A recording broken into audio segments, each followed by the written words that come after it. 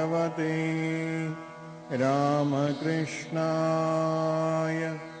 Om Namo Bhagavate Ramakrishnaaya. Om Namo Bhagavate. Agora vamos imaginar que a gente esteja ali naquele barquinho, né, no oceano. Com relação ao nosso livre-arbítrio, a gente pensa assim, somente o nosso esforço faz com que a gente possa andar, navegar nesse oceano e chegar aonde queremos. Será? Então você rema, mas existem condições externas que independem de você. As condições climáticas, interferir na condição dos ventos, vai ter tempestade ou não. Você pode até ajustar suas velas para poder tirar proveito disso. É isso que nós fazemos na nossa prática espiritual. Ajustar as nossas velas, para você fazer uso da graça divina e também um bom uso das suas tendências. Porque a gente começa, depois com a prática espiritual, a observar melhor essas tendências, a conhecê-las. Você começa a perceber isso tanto por aquilo que te atrai, quanto por aquilo que você atrai. Porque às vezes a tua realidade interna é um pouco diferente daquilo que você imagina. De acordo com Sri Ramakrishna, a brisa da graça de Deus está sempre soprando. Todos neste mundo são como donos de barcos à vela. Enquanto a vela do barco não for aberta, não se pode ter a vantagem da brisa. Não se pode ter o benefício da graça de Deus. Mas tão logo as velas são abertas, a brisa da graça divina começa a mover o barco. Nesta analogia, o ato de abrir as velas não é senão o autoesforço. Sem autoesforço, uma pessoa não será capaz de apreciar nem de desfrutar do benefício da graça de Deus. Então, aqui voltando para a nossa imagem, é como se a gente dependesse, para chegar aonde queremos, que é o resultado da busca espiritual, da graça divina e do nosso autoesforço. Porque não adianta também você ter ventos favoráveis, condições todas favoráveis, né? E você não tirar proveito disso. Ao contrário, isso acaba sendo negativo. Então, um mar, às vezes, muito calmo aí pode ser ruim para a pessoa que, de repente, está muito tempo no oceano, né? Está querendo um vento mais forte para levá-la rapidamente aonde deseja. Só que se o vento for forte demais, vira o barco. Então, às vezes, a gente quer apressar o nosso caminho espiritual, forçando com estratégias inadequadas, com práticas que de repente são inapropriadas para a sua natureza. Como nós não conhecemos totalmente a nossa natureza, às vezes a gente se coloca em risco sem saber, mistura coisas. Então essa imagem traz essa ideia da autoentrega, que lembrando um pouquinho dos 8 passos do yoga, quando a gente estuda aqui os Yoga Sutras de Patanjali, quais são os primeiros? Que é a base moral e ética.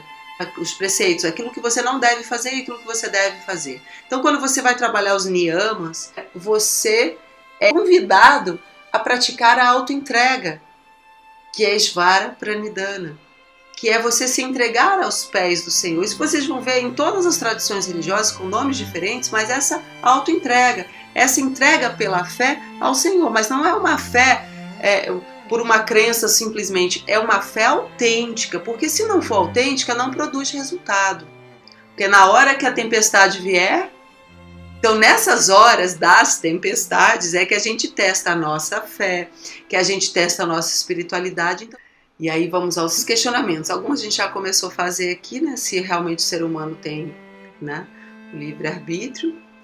E obviamente que esse livre-arbítrio ele está associado a capacidade de raciocinar, de refletir sobre uma determinada realidade, de perceber essa realidade, sentir sobre ela e de agir, de atuar a partir dessa reflexão. Pergunta: por que mesmo querendo ou sabendo o que é melhor para nós, ou entendendo ou querendo superar uma dificuldade, por que ainda assim não conseguimos? Mesmo sabendo que a responsabilidade é nossa. Por que não conseguimos? As limitações da pessoa. Assim. Sim, e essas limitações, então às vezes internamente a pessoa desconhece. A maioria dessas limitações as pessoas não conhecem. Os outros conhecem mais do que a gente. Eles só... E a gente conhece os outros, né? Exatamente. Normalmente é assim. São essas limitações. Agora, diga. São aqueles padrões mentais. São os padrões mentais. Nossos mentais, né? Sim. É isso. São esses padrões mentais, só se adquiriu nessa própria vida, mas dentro de uma concepção reencarnacionista, existem aqueles padrões que você já traz de várias encarnações. Esses são os mais profundos. E eles estão normalmente associados com desejos insatisfeitos. Quando a gente fala aqui da reencarnação, tem que falar também da roda de Sansara, né, que é o ciclo de nascimentos e mortes. Dentro dessa visão no hinduísmo, você está sempre voltando. Mas o nosso ideal não é estar sempre voltando. O ideal é sair dessa necessidade de voltar e poder vivenciar a plenitude da tua consciência, desse estado de espírito não está mais limitado, que aí usando a palavra que ele colocou, bem apropriada, a limitação do corpo ou a limitação da mente.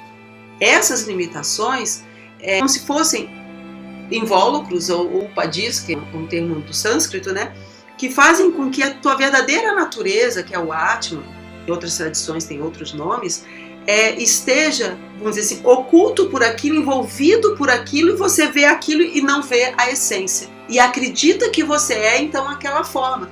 Como estamos nessa forma física, quando você se olha no espelho ou quando alguém chama o seu nome, essa forma vem automaticamente para você. Não vem a tua identidade real, plena, expandida, sem limite. Não, vem o limite, vem a forma. E você gosta ou você não gosta, você tem apego por ela. Ou você tem aversão que mantém você preso do mesmo jeito. Um parênteses. Nesse plano que a gente está, a gente precisa do ego para se manifestar. A questão é, quando o ego te domina, é isso? Sim. Veja, na verdade, o ego domina todos nós. Sim. Porque todos nós estamos identificados com ele. Claro, o que a gente está aqui nesse processo trabalhando, porque todos nós aqui, nós não somos monásticos, todo mundo, né, vive vários papéis, a gente está trabalhando para diminuir a incidência desse ego na nossa vida. Ou seja, pegando a fala que ele trouxe, né, do Swami, compartilhou conosco, que ele teve um insight. Veja, uma coisa é a gente saber dessas limitações, mas outra coisa é você experimentar lá dentro e entender, isso é o ego, essa limitação é o ego, essa limitação é o ego. Porque esse ego pode. Quando eu estava lendo um livro falando sobre a perfeição da natureza, né? A gente se pega coisa tão pequena, né? Quer dizer, quando a gente fica em uma coisa muito maior, a coisa muito menor fica menor mesmo no nosso dia a dia, né? Essa é a expansão, a libertação, né? Lembram a imagem inicial de você imerso no oceano? O oceano é essa consciência absoluta de Deus, é essa dimensão da bem-aventurança, da paz, da felicidade. Quando a gente restringe o nosso olhar ao que está acontecendo dentro do nosso barquinho, o barquinho é o limite do ego.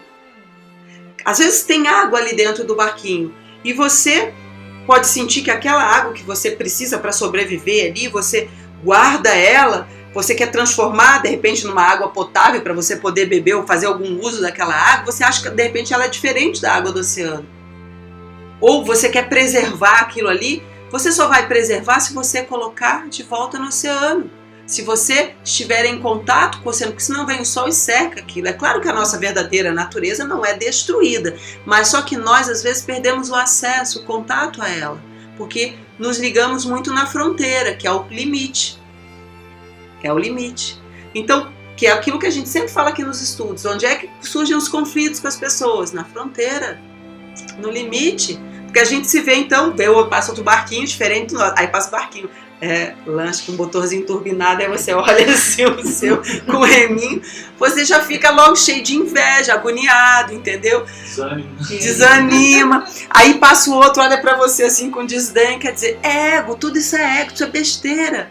Se você tem um barquinho a remo, é com o barquinho a remo que você vai chegar lá. Se você tiver a possibilidade de trocar esse barquinho ou de aperfeiçoar, que essa é a nossa obrigação, cuidar do barquinho e aperfeiçoá-lo, porque ele é nosso instrumento, como o corpo, como a mente, são nossos instrumentos.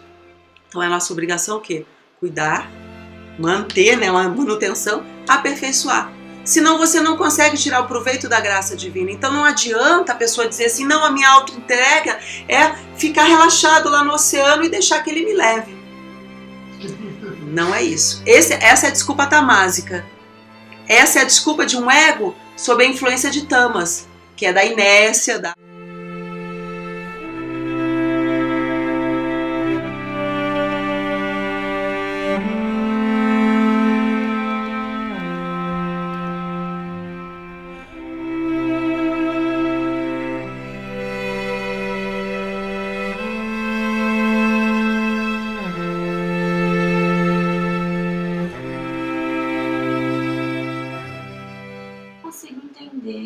saber outra forma da gente se manifestar nesse plano. Que não seja através do ego. Mas o ego não é nosso inimigo. É isso que eu... Tudo é forma de colocar. Eu posso chegar aqui e falar, o ego é o seu inimigo, destrua ele. Mas ele vai ser seu inimigo e você deverá destruí-lo no nível em que ele está regendo a sua consciência.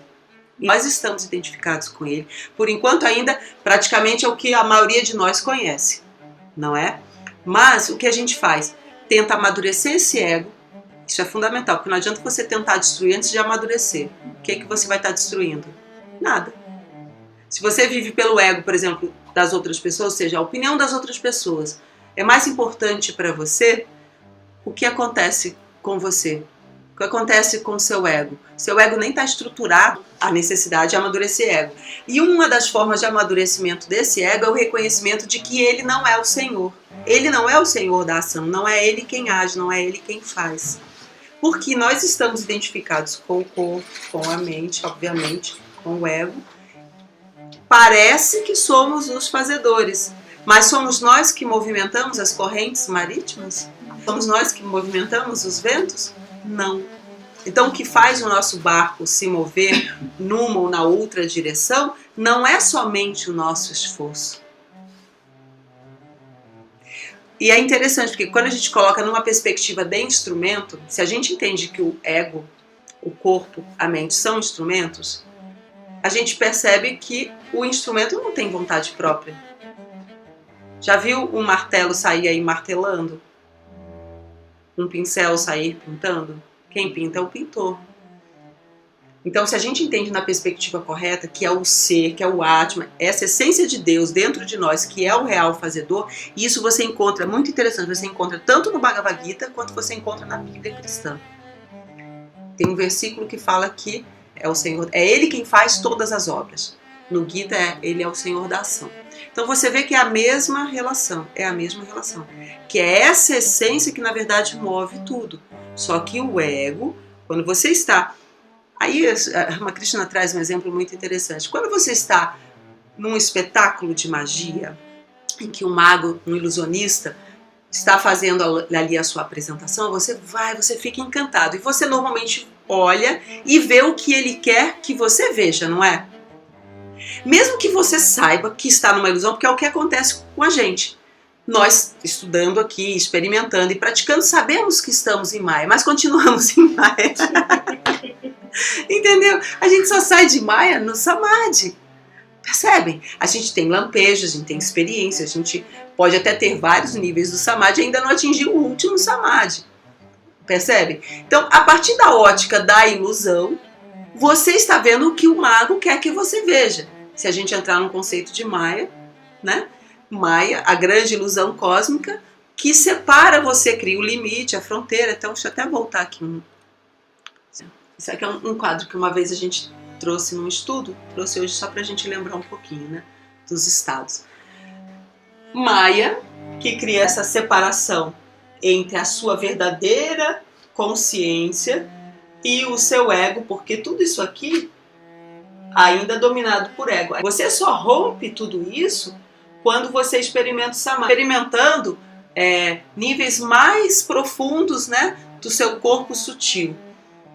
Não está experimentando ali o egoísmo, mas você ainda não transcendeu, você continua dentro do universo de Maya. Você só transcende quando você sai e passa para o estado de Turiya. Até aqui continuamos iludidos. Então, é como o Swami, quando ele vem aqui, ele comenta, tudo que a gente fala ainda está sob o universo de Maya, sobre o encantamento. Então, voltando ao nosso exemplo lá do mago, você vê o que o mago quer que você veja, e o seu foco é iludido pelo foco que ele induz você a ver. E não é o que acontece com a gente em Maya, nesse universo em que nós estamos separados da nossa verdadeira natureza, da nossa origem. Veja, não é que efetivamente estejamos, mas estamos identificados com essa separação. É uma projeção, uma ilusão, tal qual quando a gente dorme. Quando a gente dorme, a gente também se separa de uma série de coisas, mas elas continuam ali. Você, quando acorda, você é o mesmo, não é? Da mesma forma, quando a gente desperta do sonho, a gente vê que a gente nunca deixou de ser essa centelha divina, com toda a bem-aventurança, a paz, a totalidade que é. que ela é. Só que estamos esquecidos disso. Então, voltando ao nosso exemplo do mago. O nosso foco dentro de Maia passa a ser o quê? As nossas necessidades. Porque se a gente rompeu, estamos separados da totalidade, que a totalidade você só encontra na sua abrangência nesse estado, você está, de alguma forma, num estado de carência. Falta algo. Falta alguma coisa. Lembra o que a gente falava aqui no início? Que o que faz você retornar, reencarnar? Desejos. O que dificulta você cumprir as suas promessas de mudança? Que a gente estava questionando a questão do livre-arbítrio. O que faz? Desejos também. Desejos insatisfeitos vão gerar o quê? Raiva, ira. E é engraçado que Sri Krishna no Bhagavad Gita nem faz a distinção entre desejo e ira. Porque eles estão linkados. Quando você tem um desejo insatisfeito, qual é o sentimento que vem depois? E em geral as pessoas identificadas, nós, né, identificados com o ego, com o corpo, com a mente, nós ficamos abalados toda vez que somos frustrados. Em maior ou menor grau, isso nos afeta, nos abala. Então, o que acontece na nossa prática espiritual? Uma das coisas fundamentais é você desenvolver o quê? O autocontrole. Porque sem autocontrole, você não domina o quê? A ira do desejo frustrado. Porque não adianta você querer dizer assim, porque agora eu estou meditando, eu não tenho mais desejo. Não, você tem vários desejos. O que a gente faz é não dar muita importância a eles e reforçar o desejo espiritual. O desejo de sair dessa tempestade, dessa ilusão, dessa limitação. É um desejo também. Então a gente enfatiza esse desejo. Aí você começa a fazer uma ponte entre a sua vontade humana com a vontade divina. E isso reforça também o aspecto devocional, que acaba potencializando um pouquinho a você até fazer um melhor uso dessa graça divina que está ali sempre soprando. Essa é uma ideia.